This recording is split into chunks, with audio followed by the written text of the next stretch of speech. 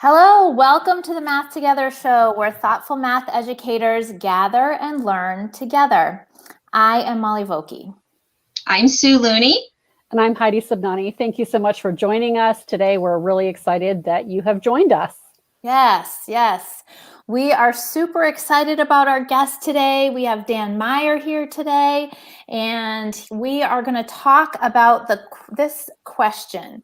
How do we invite, celebrate, and develop student brilliance? So a huge question, and I think the math community has been working on this, at least in the time that I've been doing consulting, and it's becoming more and more evident that we need to do this. So we're super excited to talk to Dan about that today.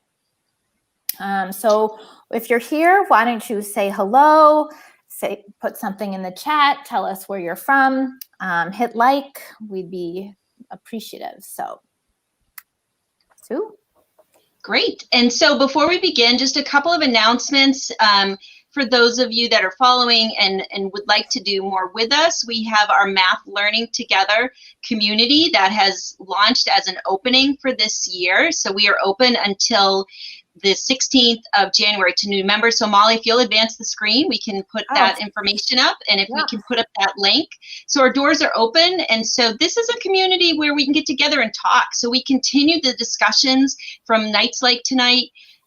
We are pushing out brand new PD several times a week, and it's like bite-sized chunks. So we think of it as like on-demand PD and a supportive network. It's an app on your phone, so when you have some free time, you can just check us out. And the first month is free. So we are super excited, and you've got the address on there, mathtogether.looneymath.com, and you've got until Saturday, and then we'll reopen our doors later in the spring.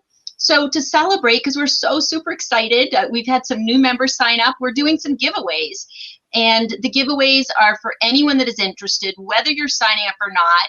We are just celebrating. So we've had 3 raffles so far. I will be visiting a couple of classrooms and mailing out some signed books. And our latest raffle is a visit with our very own Heidi Subnani. And so she will be visiting a classroom to talk about arrays. Anyone who enters the raffle automatically will get a PDF of some of these images that are just gorgeous that Heidi has pulled together, and then she will visit your classroom if you're a winner. So that's a really long link. It's on social media. So if you follow us on Twitter, you'll be able to click onto that and enter just to the end of the day tomorrow. And I think you had a new winner today too. So Molly, you'll be visiting a classroom with Heidi. We have a winner up in Maine. Is that correct? Yes, we do. Yes, so Kate Green, very exciting. And then the only good thing about being virtual in these spaces is it doesn't matter where you are. We can still come to you virtually. Have a really great time with you and your students talking about math. So the world got smaller. So we know that you really are interested in talking to Dan. So we'll just wrap it up, and we'll come back at the end to give a few reminders.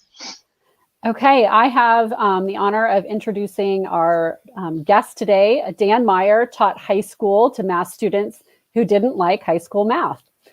He has advocated for better math instruction on CNN, Good Morning America, Every Day with Rachel Ray, and TED.com. He earned his doctorate from Stanford University in math education and is the chief academic officer at Desmos, where he explores the future of math, technology, and learning. He has worked with teachers internationally and in all 50 states, and he was named one of Tech and Learning's 30 Leaders of the Future, and he lives in Oakland, California. So we would love to welcome Dan. Hey, folks. Hello, welcome. We're so happy that you're here. Pleasure to be here, yeah. I feel like I should have added to the end of your bio that you are a new substitute teacher. I just got my job. Yeah. Did the written interview, did the application, the verbal interview. It was really thoughtful folks here in the local. I'm in Oakland, California, and they were asking some really thoughtful questions. I didn't know what to expect for a sub. It's like, do you know how to find the sub plans? But no, they were asking things like, so what do you do if there's conflict, or how do you create a culture in the classroom, even as a sub, creating culture? That's a tall order just hopping in. So I was impressed by Impressed by the thoughtfulness of the interview here in Oakland, Unified, and excited to have been accepted to be a substitute. Looking forward to getting back in the classroom a little bit, doing some learning, doing some supporting of teachers locally. There's a lot of good reasons to do that. And I'm grateful that my team at Desmos is willing to spare my time there. So, wow, that's a unique opportunity that you have. They're almost like going back in time, right? a little bit, yeah. I think it will be a lot of this. It won't be. There's a lot I enjoyed about classroom teaching that won't be a part of this experience. I think being a substitute, like, it's gonna be a little tough to create relationships and have continuity. But I'm excited about it. That's really fun. That's really fun. Well, let's kick this off with our first question that we always ask everybody. Our first question is, what is your why? Why education? How did you get into this field? And you've had kind of a unique experience with your education. So why don't you tell us about that? Yeah. I'm a third generation educator, and my dad, who taught sixth grade for 34 years, he was a little bit discouraging of me being an educator. I think I was an undergraduate math major, and so I think he saw, he knew, and he modeled for me the challenges of being a teacher, like grading on the weekends and just coming home exhausted. I think he saw me as having like skills that would lead. I could be an actuary. I could sell insurance or something. Or work for the NSA doing horrible things. I don't know, but there's like, when like math at a university level, there's like other jobs out there. And so but I got into a kind of a student teaching interning experience in my last year of college that really got me into education as a career. And my why has changed over time. So I'm sure it has for everyone on this call, with even a few years of experience. I think the stages that it went through for me teaching, like why teaching was first, like, I want students to know my power. I was of the, like, to be a good teacher, you need to have knowledge of your subject, and you need to have like that stand and deliver Robin Williams style theatricality to you. And that is good teaching. And part of that came from my intern experience as a college student with high school students. And they loved me, like they were in honors classes, and like there was just a lot of just like goodwill there. And I was like, yes, my entire career, I want this every day. And of course, then like I go in and I don't teach honors students as a first year teacher. That's not how this works. Right. And very quickly I lose whatever cachet I had by being, the cool older sibling of these high school kids, basically. Like I'm quickly like getting out of touch of all of that. So I'm losing that. And I come to realize, like, no. My why is, in fact, like helping people see the power of mathematics. That mathematics is a discipline that offers people like real tangible power in their world. During college and shortly afterwards, I was having experiences where like my ability to like do mathematics helped me like crack the code of which grocery line is fastest. And I was on all these radio shows and Good Morning America or whatever. Or like I broke a Guinness World Record in college thanks to mathematics helping me plan. So I was all in, like, what it is? It's math is power. And I want to help people experience math as powerful.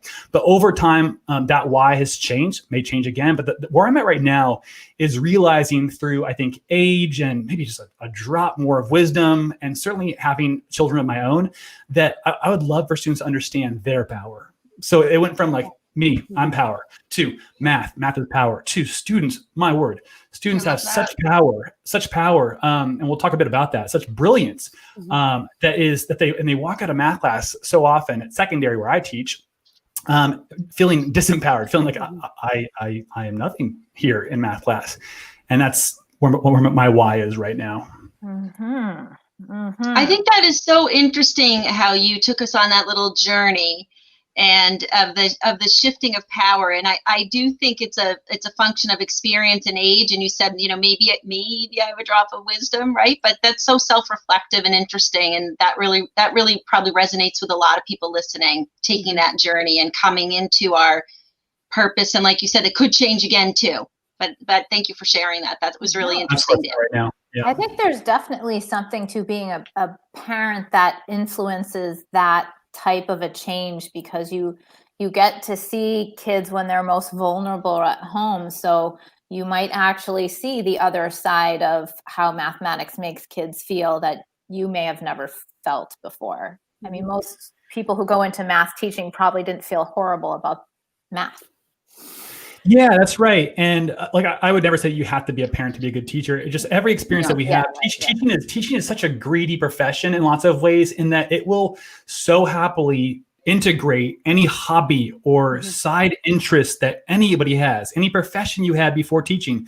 Teaching has a way of like saying, ooh, that could be useful here, or that could give you an insight into like how this all works. And for me, parenting has been like one of those things where like I have these toddlers, right? And they make these, they are in absolute terms and by some measures not like brilliant people. Like they are very young, and they have lots to learn about the world, and I freely admit that. And so I walk around my house marveling at their brilliance. Like, oh my word, like how did you see it how did you see this that way? And you're using that word to describe that. I would never have thought that. And I'm marveling at that. And part of my exhilaration and swelling from hearing that is that they are my children. They're, my flesh and blood, or my energy. And the kids I taught in school didn't have that. Like, these kids resemble my identity. We have the same race, same gender in my kids' class. I'm inclined to see them as me. And I think I'm brilliant, of course. So, but it made me wonder where's the discontinuity? Why is it that when I'm like with my own children, I'm like, oh, you're wrong, but you're brilliant. Like, you're wrong about this, but it's so brilliant. And then by the time they're in high school and we're hanging out, I'm like, oh, that's wrong and just wrong. And somewhere along the line, I lose. It's easy to abandon this realization that people at every age are so brilliant. And that's what parenting has offered me, is trying to make that continuous what is discontinuous. And for you folks, a lot of you, I understand, like, teach primary grades. I wonder how that is. Like, you're like, there's more of a continuity where, I don't know, like you have toddlers, and then like you're teaching like near toddlers, and I don't know how that, I have a jump I have to bridge somewhere in middle school. Something happens to my brain and these kids and the mathematics that like makes it a little bit trickier for me to say, that's brilliant. But I think that's a useful lens, and I would agree that, it isn't, well, anyways, I think that's a useful lens to remember that we are privileged to have these people in front of us, and those are someone else's children. Mm-hmm. And for someone else, that is the center of their universe. And they absolutely believe that child is brilliant. And so if we could see our students in the way that their parents might see them, that's a really useful perspective. So I like that. Well, having that ability to be self-reflective, and because I think there are definitely opportunities to grow within the profession of education, and there are also opportunities to stay stagnant. And so having that ability to adjust our why, or adjust where we see power residing, particularly in the math classroom, which is not where I started, having that switch through and being able to reflect on how and why that should change, I think is another really critical part of the conversation around why we do what we do. Yeah, for sure. Well, let's get to it. Let's get to the main question. Did we not get to it? Have we not been getting to it? No, we're getting to it. I know. So we started this already when we're hinting at student brilliance, but our main framing question for this evening is, how do we invite, celebrate, and develop student brilliance? And I know, Sue, you wanted to ask a question around this first before we get into it. So why don't you do that? Yeah, and this is something I was so excited, Dan, when you said this was your topic, because I have been thinking about this, and I'm sure lots of people are. I think it's a fabulous topic, but I would appreciate if you could frame for us, what is brilliance? How do we define brilliance when we see that? What does that mean to you? Yeah, everyone's allowed to define this differently. I want to say I have a certain allergy to like a lot of like ed speak and some kind of like flowery language that we often use. I'm trying to be very precise with those three verbs and that noun: invite, celebrate, and develop brilliance. Mm-hmm. And my thinking about brilliance has been influenced enormously by people like Danny Martin, who focuses on the brilliance of Black kids and how that's so often ignored in lots of classes. By Rochelle Gutierrez, who helps me think about how brilliance is often defined in such abstract terms in math class, as like the ability to be precise or to throw variables into a situation. And my ideas around brilliance have been informed by J.R. Comfrey in one quote alone, which is just really resonates with me, which is that students are our most underutilized resource in a class. We often think about resources as, like I don't know, like 10 cubes or 10 frames, number cubes, whatever. But the students themselves are a resource, their ideas. And so my definition of brilliance personally is not like based on like an IQ test or standardized test measures. It's simply this, is that people have the ability to spontaneously create associations between what they know now and a new thing. And they're always doing that. We can try to short circuit that and say, okay, I'm going to assume you don't know anything. And I'm going to just tell you how this is done here. We can't stop them though, because they know stuff and that stuff looks like stuff they're seeing, and they're creating these associations spontaneously. And if we know what we're looking for, if we can see it and invite it and see it, there is something there that's so worth celebrating. It's harder not to celebrate it. And that's brilliance to me. An example, can I give you an example here? Yes. We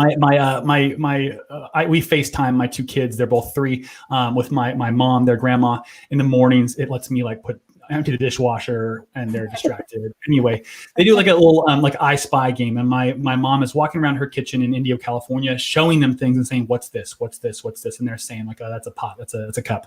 Anyway, she shows them an artichoke. They've never seen an artichoke. All right, and they say, she asks, "What's that?" And they say, "It's a pine cone. It's a pine cone." And so there's just like a version of me that's like, no, that's factually inaccurate, actually. Like if a 9th grader says that, I'm like, that's not right. We should talk about that. But my kids say it, and because I am disposed to love them in ways that I have to work a bit harder to love children who are not mine. I'm like, wow, that's brilliant. I see what you're seeing. It's got like the pointy, spiky things, and you can't tell scale on the iPad. So it looks like a pine cone. And I'm edible pine cone, Dan. Yeah, pine cone. Who says pine cones are edible? First of all, 1, but 2, yes. And that is brilliant. I'm just naming that brilliant. That association between what they knew, pine cones, and this new unknown thing, that's brilliant. And in math class, I want to find ways to invite that brilliance, which every student has, and celebrate it so they know this is brilliant and you are that. And also to develop that and help them expose them to other perspectives that like, okay, this is a little bit different from pine cone. It's got soft. If you felt it, it would be softer, and it's eaten. Whereas to Heidi's point, pine cones are less often eaten. So edible. Anyway, so trying to identify what brilliance is, invite it, celebrate it, and develop it. That's the project. Oh, all right. And that's how we learn, right? We make connections, we grow synapses, and we decide, well, what bucket am I going to put that new piece of information in, and how am I going to connect it? And so having a deep respect for the process of learning, whatever that means for you, is what I hear in that description. So how do we invite them in, Dan? What are some things that some of our listeners can do to intentionally think about inviting people into the opportunity to show their brilliance? Yeah, Molly, I might invite you to share something in a second, not yet, but I think it's to realize, first of all, Rochelle Gutierrez talks about rehumanizing math as a way of helping people see that math is a discipline that includes things like voice, vision, intuition, these sorts of things. It's to realize that people already know math. People are mathematical. Math operates in the world around us in so many ways that if you're walking around even as a toddler with your eyes open, you are in a mathematical space learning mathematics. And none of that math would be, something that would show up on a standardized test. But it exists in there. Students, even babies, research has shown babies like recognize changing quantities. There's kids in Brazil, Jeff Sachs's research that kids in Brazil develop these really sophisticated methods for counting change, algorithms before they're in school even, that people have these things. And so we need to find ways, curriculum, that draws that out. And maybe let me just, Molly, would you just toss something up here? I'm at Desmos, where we're creating this middle school curriculum. Let me go with this. This right here is we start our lessons with a warm-up that is designed to be approachable by students in that space of early intuition, where if we're talking about angles, for instance, a lot of a lot of the mathematician's impulse, the math teacher's impulse, the math curriculum writer's impulse is to say, okay, let's ask a question that represents angle at its most formal, most numerical, in a way that can be graded as correct or incorrect so that people know if they know it. And what we say is, nah, angle's a thing. Like, we invented this way of describing like the arc between two rays. We invented this. No, like, we decided it was 360 degrees around. Like, this is a thing. And kids, by the time they see this, they've seen loads of these angles everywhere. So let's just ask them like for some intuition here. So like a student here could just type in a number like, I don't know, 10. And what we do, we don't ask them for correctness, we ask them for estimation. And we show them this right here. You get another try it. Okay, so if that was 75 and my knowledge, my intuition is growing here, that's 75, maybe it's definitely more. It's definitely more. It's not less. And that's an important thing to celebrate too. I'm gonna say 85. Okay. Nope, not 85. Now I'm starting to think, okay, maybe a quarter is 90. And all this stuff is happening because we've created this experience that invites student brilliance. Or another example, here's one more. This is talking about scale. All right, scale for a lot of people, it's like numerical. It's like, can you measure the sides of a scaled shape given a certain scale factor and the original sides? What we do is say, all right, how can we invite student brilliance about scale? So first we have students create their own shape, whatever that is. I'm feeling kind of a little bit off kilter right now, so I'm gonna create something a little bit goofy. All right, there's my shape. And now we say, okay. We let students create copies of that. I'll create like a large copy of that. Okay, I can create a smaller copy of that. And we ask them the question, what is staying the same and what is changing? And students, it's on the level of the sensory. It's on the level of the sensory here. Like, what are your senses telling you? And we get students that say things like, the color stays the same, okay? And like, the challenge for me, the teacher, is to say, that is brilliant. Like, that is a strong association there. And I can very easily go the other way and say, well, you're not talking about the proportional ratios of the side of corresponding sides here. So that's incorrect. But it's to say, like, we're getting there. We're getting there. So just like, hold up a second. It's about removing the abstraction, removing the precision so that more students can get on the bus. And then we'll get there. We'll get there and we'll bring more people with us. Eventually we ask things like, okay, how about a broken printer? I'll zoom this up right here. All right, a broken printer. What's up here? Okay, so what's going on with this right here? Well, that's interesting. And students, like kids, little kids, they know when something's wrong. They know when the pattern's busted. They know, like my little kid's eating dinner. When he takes a mouthful, I make a sound like that. And he starts to realize that when I do that, he does this. This chucklehead does that. And I keep on doing that. And when I don't do it, he just loses his mind. Loses his mind because the pattern's busted. Okay. Another broken one right here.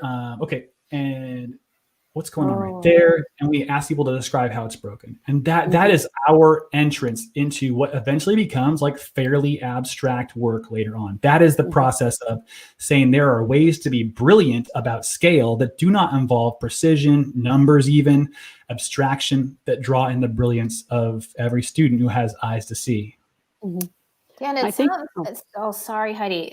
It sounds a lot like some other estimating things that I've seen on like Estimation 180 and that type of thing, where the process is taken very slowly. And so it invites kids in before they need to be precise. I know that this is kind of what you were talking about, but it allows them an entry point to talk about things that are much more general so they can be part of the conversation. Is that kind of what you're saying? Yes, exactly. I think Estimation 180, 3-act task, a lot of these things I've been a part of, what they have two things in common. One, they recognize the value in less, in taking away, and that you can always add more abstraction. You can't subtract it. Once numbers are involved, you can't unadd them. And people are now thinking like, what do these numbers mean? If there were numbers right here on the screen, that'd be a different experience for kids and for you, for me. And also the value of digital media is present in Estimation 180 and other things. That digital media allows us not just to like, I don't know, grade students as right or wrong. That's the boring side of digital media. But rather that it allows us to co-construct an experience. The students and the teacher can move through an experience together, building and understanding jointly. Yeah, and it's funny that you show this particular image or this example. I did this with my own daughter. I'm homeschooling my two kids this year because of everything that's going on. So I'm teaching 5th and 7th grade. And so we did this kind of as a initial thing with my daughter. And part of it was we had gotten to this point of where she had decided she wasn't good at math anymore. And I was like appalled by that. I was like, no, that's not okay. Like in this house, so that's not okay for you to be thinking that. So we started with a number of the tasks here, and this is one that we did early in the year. And I think there were a couple of things about it that I really appreciate, and both as the mom and the teacher, right, was that she created her own image. So you didn't provide me with the image to start with. That was something that she was able to create and that she started with. So that was that first thing.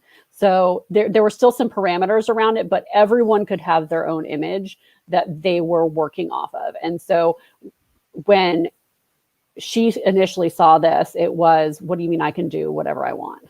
So I said, well, this is how math is going to be this year. We're going to be looking at, it's going to be different than what you've done the last couple of years.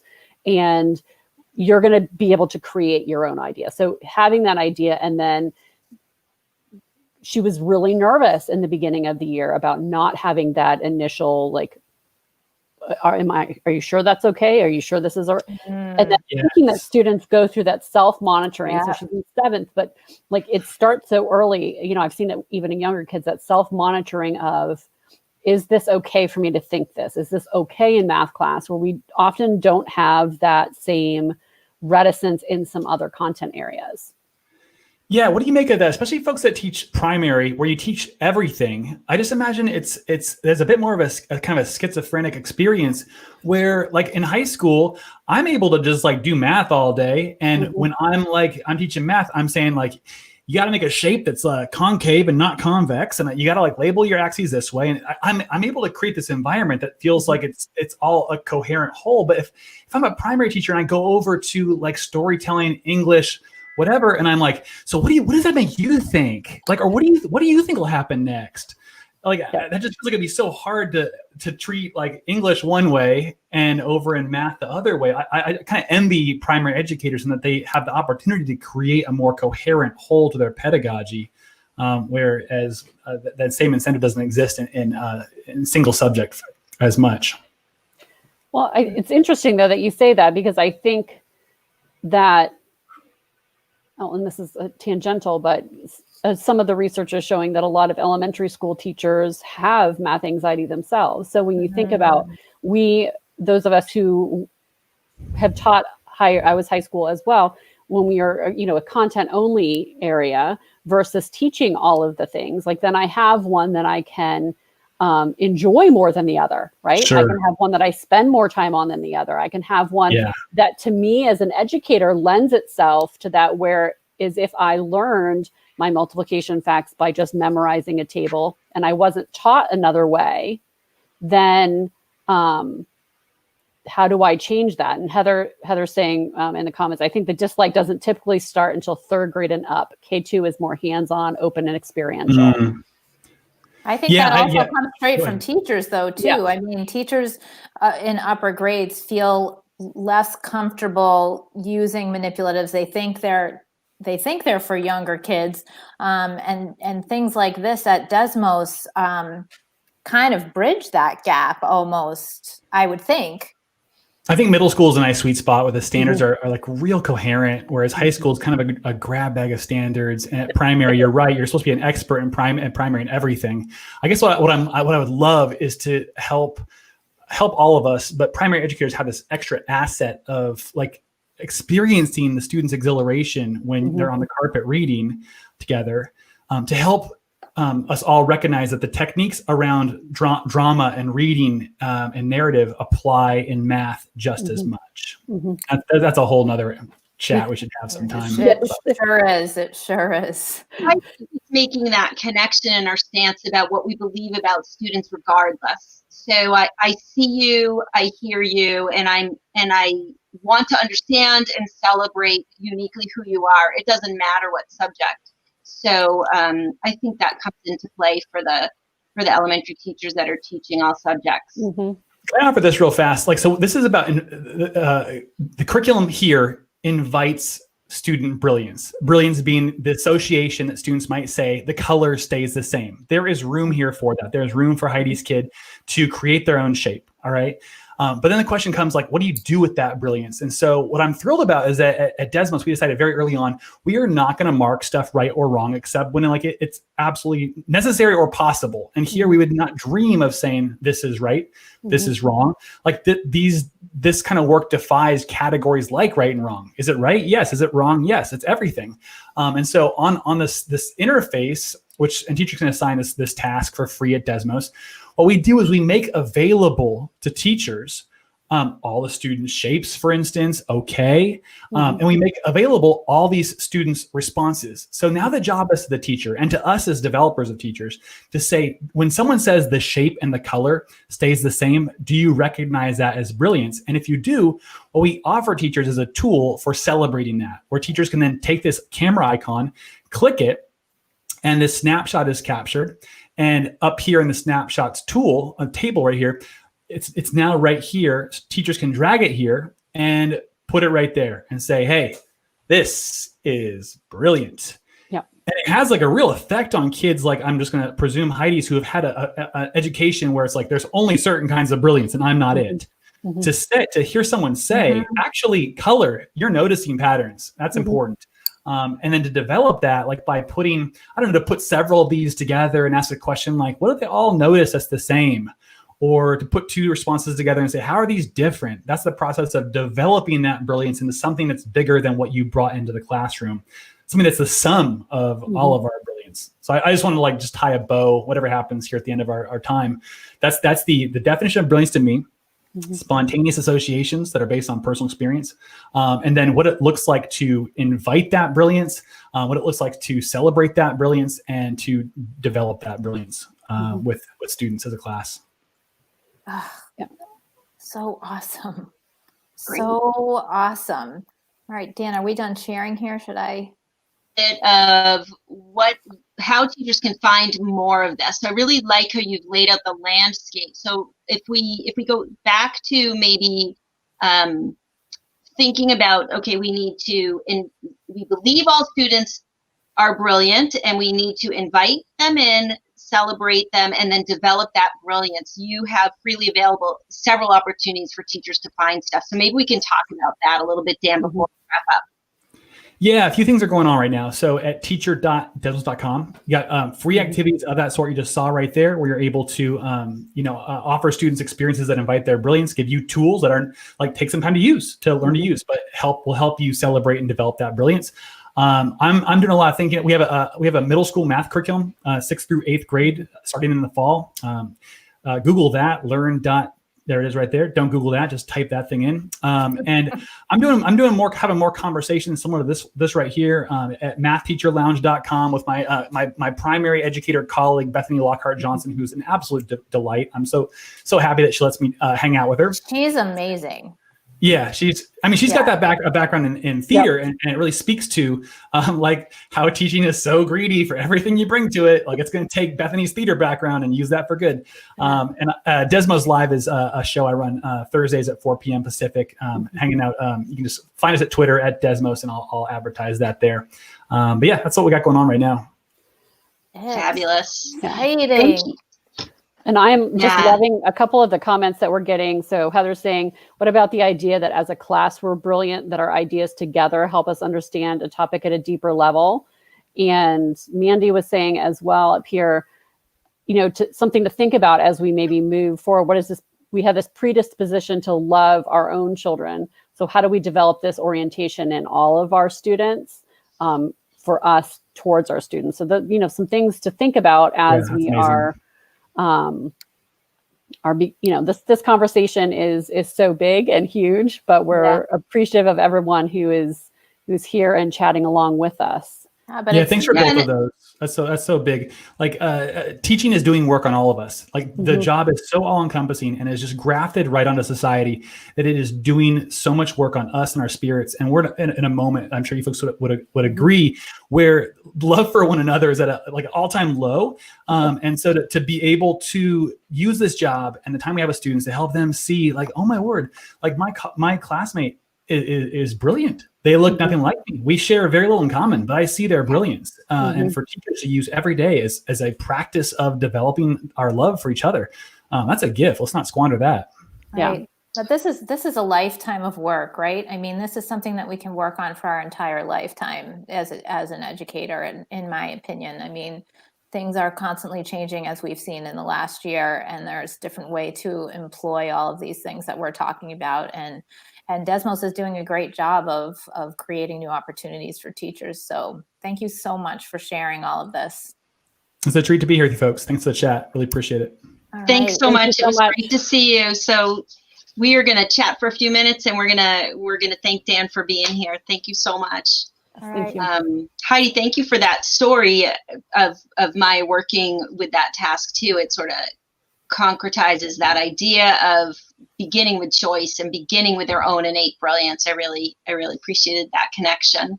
Yeah, I completely stressed out like earlier in the summer, and I had been to one of the Desmos PDs in the I think it was during the summer or right at the beginning of pandemic. Dan had done one, and I saw that task, and it was just like back of my mind. Oh, I'm going to talk to teachers about using that this year, and then when we decided to homeschool, I was like, oh, I'm going to be using that myself. Yeah. Yeah.